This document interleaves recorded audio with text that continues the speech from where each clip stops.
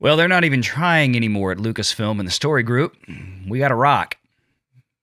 And Leox, we'll get to that in a minute. But I figure, look, screw it. Kathy doesn't try anymore.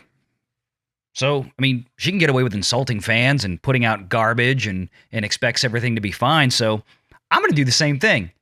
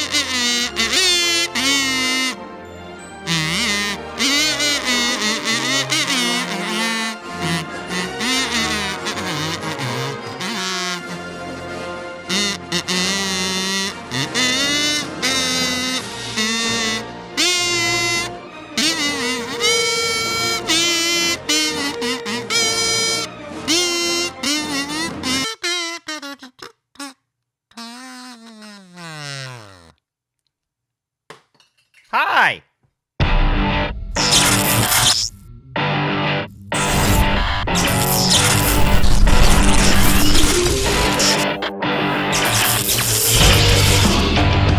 Renegade Online. Oh, yeah, so that I don't know, y'all like that? I mean, it works for Kathy, right? So, let's get into this. I didn't have time to do this last week, and I know this is a few days late for the subject matter, but it doesn't matter. My channel. I'll do what I want. You guys seem to like it, and I appreciate you being here. So I don't need to go over the geode thing. This is beyond ridiculously stupid. And then, of course, the same time that we got geode, we get our formal introduction to this dude. If it's a dude, Leox Gassy is the charming rogue pilot of the vessel who may or may not have a fondness for spice, so he's a junkie. I don't know. Is this Dune? They eat spice in Star Wars? Maybe there was a Star Wars thing in random, very obscure lore. I don't remember. But I guess he traveled to Arrakis at some point.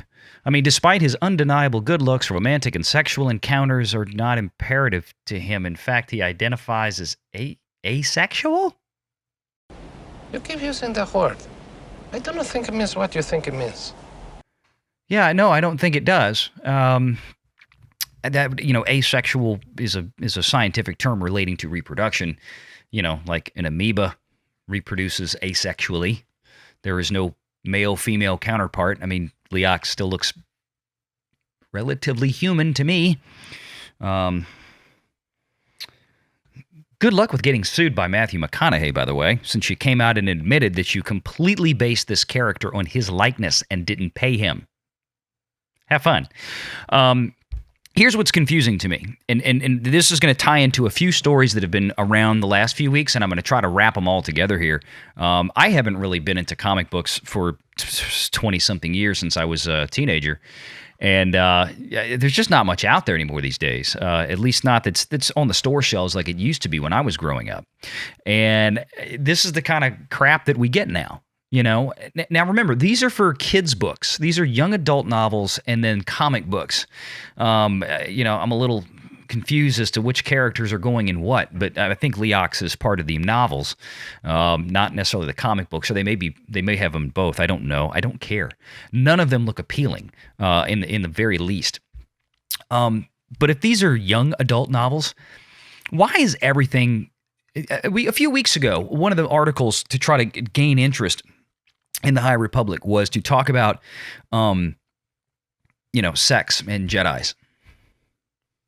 I mean, Does that even need to be in a regular adult novel? Has that ever been an issue in the Star Wars universe?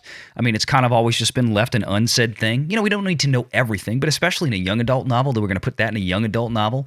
We're going to explore the sexualities of Jedi. And now we're talking about Leox being, I guess when they say asexual, they really mean like he doesn't have it, or he doesn't identify as gay or straight. I have no idea.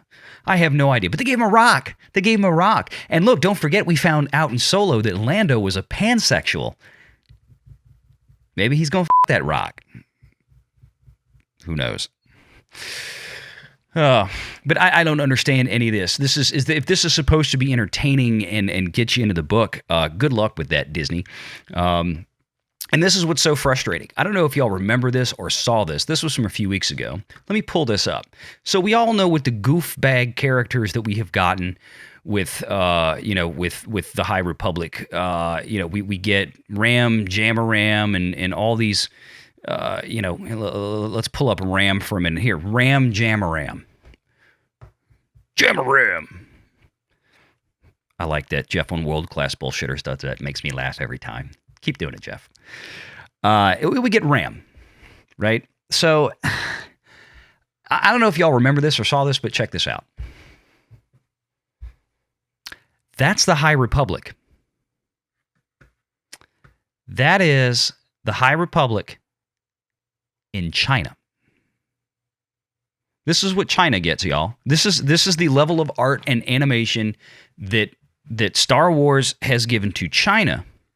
But here in the States, we get this stuff. We get this. We get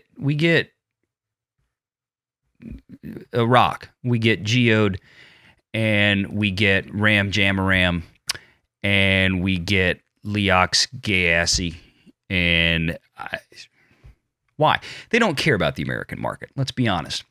Let me show you something else while we're on the comic book subject. Check this out. What do you think?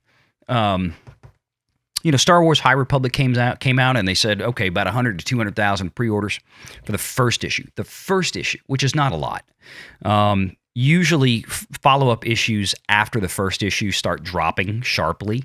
So if you don't start out with a big bang, so everybody can see what it's about, you're not going to have a strong following. That's just always been the case. And if you go listen to the real comic book expert channels, the guys like Ethan Van Sciver and Yellow Flash, the guys who really know the comic industry, Nerdrotic, they'll tell you all this too. Check this out.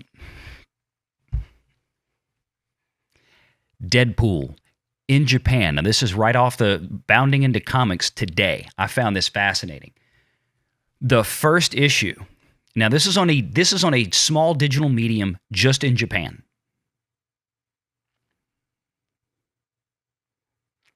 DeadPool Marvel comic. Check this out. Over 1 million views for the first issue of DeadPool in Japan. Only in Japan. It's a DeadPool manga. Okay. They still have over 650,000 reads on the 7th issue, the one that just came out recently.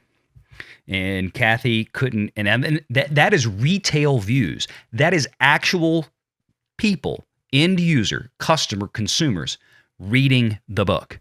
Not the 200,000 wholesale orders that were sent out to wholesalers and retailers from Marvel Comics for High Republic, Disney, Star Wars, US. That's crazy. And I'll do you one better. And I forgot to pull it up. Let's see if I can find it real quick, folks. I want y'all to check this out.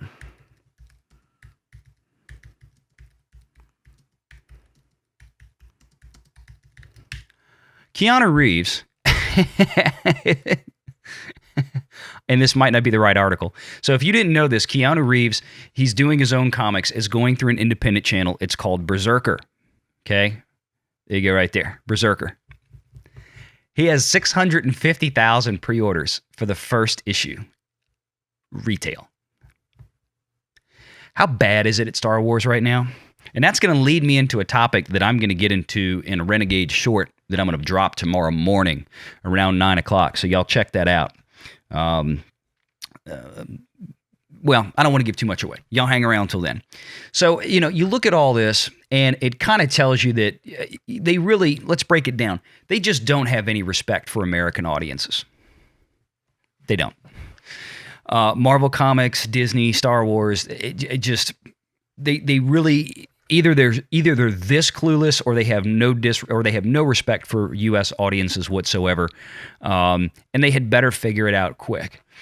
Because you know what? You can pump all the SJUW garbage out there you want. You can pump low-rent, poorly written, poorly animated comic books out there all you want with bad stories and things nobody cares about. You still have to sell them. At some point, the money wins. At some point, you can't just keep throwing out stuff that nobody is buying. Because if you're trying to get a message out and nobody's buying it, well, then your message isn't getting there. So what's the frickin' point, right? It doesn't matter. So, everybody bear that in mind out there. Everybody needs to bear that in mind.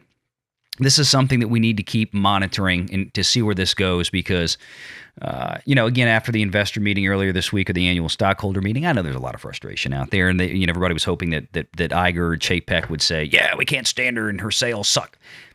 Again, I keep saying it, and I'll keep saying it till I'm blue in the face. They're never going to say that. Things get fixed under the table and very quietly at Disney, so you have to always be patient with that. But they're seeing this. They know what's selling. They know what isn't selling. They know what's working at Star Wars. They know what isn't. Favreau and Filoni are working at Star Wars. Kathy's stuff isn't. That's the bottom line, and there's no bullshitting about it. Okay? The numbers don't lie. So in any case, that's it for today. I thought that was interesting because those are a couple of comic book stories all related to Marvel characters because Star Wars, of course, is being published by Marvel. The comic books are, at least. The other books are being published by other traditional book publishers, and they're not selling. You can see that on Amazon. They've never been very high in Amazon's charts. They've been, for Star Wars books especially, have performed very poorly. And of course, in the last couple days, we saw, and it really wasn't a surprise, Del Rey and one other book publisher announces that their two Mandalorian books, one a novel and one a visual composition of the Mandalorian world, they were both canceled. They pulled the plug on both of them. I'm sure that had a lot to do with the fact that that Kennedyverse is desperately trying to erase Cara Dune from Star Wars existence. I swear, if she could go back in and try to edit out all her scenes in the Mandalorian show, she would. So that's probably what's going on there. And poor Favreau is trying to decide right now: am I going to stick around and keep putting up with this shit, or am I going to walk? And if he's sticking around, he's doing it because he loves the fans, he loves Star Wars, and he wants to finish what he started. But he's probably having to go back to the drawing board right now. And don't be surprised if we see another delay on Mando Season 3. At this point, I'm sure we're probably at least a good 18 months, if not 2 full years away from seeing Season 3 be completed. So stay tuned, keep the faith, and subscribe, like this channel, share the videos out. And like I said, stay tuned next morning. We'll have a short coming for something for you guys to ponder, something that maybe should be asked to a certain Disney executive come the next quarterly report with the SEC when they do an investor call. Take care.